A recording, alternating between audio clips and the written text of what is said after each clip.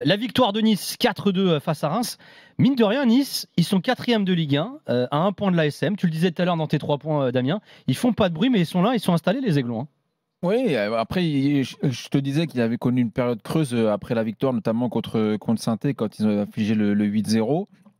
Il y a eu, je crois, 7-8 matchs où il n'y a pas eu de victoire, ou en tout cas, il n'y avait pas eu beaucoup de points de prix. Je n'ai pas exactement les résultats, mais c'est vrai que depuis un certain temps, ça commence à pas faire de bruit. En fait, depuis cette série-là, cette mauvaise série, ils auront mis le bleu de chauve, ça part bien. J'ai l'impression que Franck Hez a trouvé aussi un système et des associations qui marchent bien. Et au final, ils sont là sans faire de bruit. À un point de Monaco. Hein. On les attendait pas. Si on nous avait dit il y a un mois et demi, 2 mois, en tout cas moi, si on m'avait dit, j'aurais pas mis une pièce. On a fait encore le un débat. Retour de la Bourde aussi fait du bien. Oui, il y a le retour des blessures qui fait beaucoup de bien. Il y a encore un Guessant qui est stratosphérique, un Sofiane Diop qui est revenu à un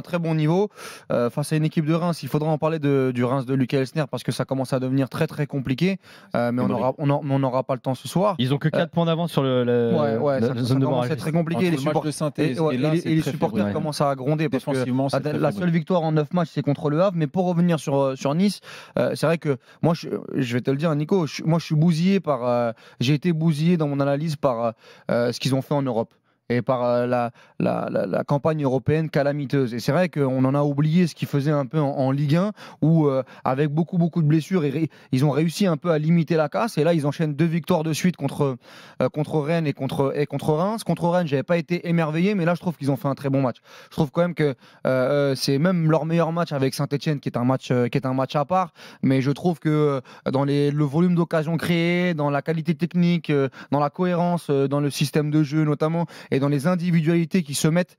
vraiment au niveau, au même moment, j'ai retrouvé un Nice très très cohérent.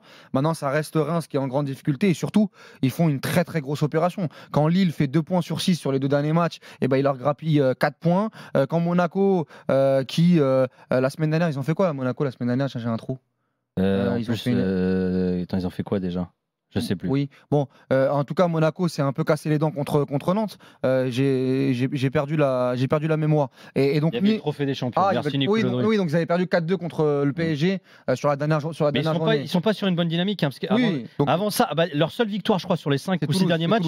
Non, c'est Saint-Jean-Beaulieu en Coupe de France. Oui, mais il y a Toulouse aussi en Ligue 1. Mais donc, ils ont grappillé des points sur les concurrents. Et là, ils sont placés. Donc, bravo à eux. Même si moi, j'attends de voir sur la durée.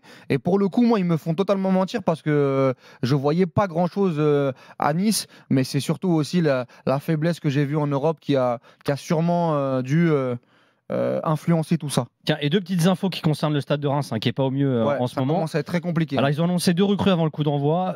Il s'appelle Malcolm Jeng, il est défenseur central suédois, il a 19 ans, il arrive du IK Sirius, et un latéral droit japonais, Hiroku Sekine, 22 ans, qui arrive du Kashiwa. Donc, il va remplacer Agbadou a priori. Qui est parti à Wolverhampton. Et à la fin du match, il y a eu des moments de tension. Il y a eu des sifflets, il y a eu des mots des supporters, respectez-nous, mouillez le maillot. Et il y a des joueurs et moi qui sont allés devant le COP.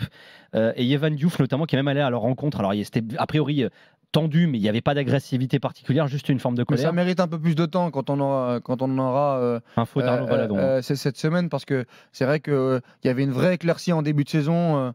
On se rappelle du nul à Marseille, de la victoire contre Rennes notamment. Mais quand on regarde depuis, c'est des victoires contre Angers, Nantes, Montpellier, Le Havre. La dernière victoire, c'est une victoire sur les 9 derniers matchs, et il y a des défaites assez cuisantes sans appel. Contre Saint-Etienne la semaine dernière, contre Lens en 2024. Là, encore une fois, contre Nice, même s'ils essayent à chaque fois d'être dans la réaction et qu'ils ont des situations, mais même dans le jeu, moi je trouve que le jeu et les intentions de Lucas Elsner, ça commence un peu à s'effriter tout ça.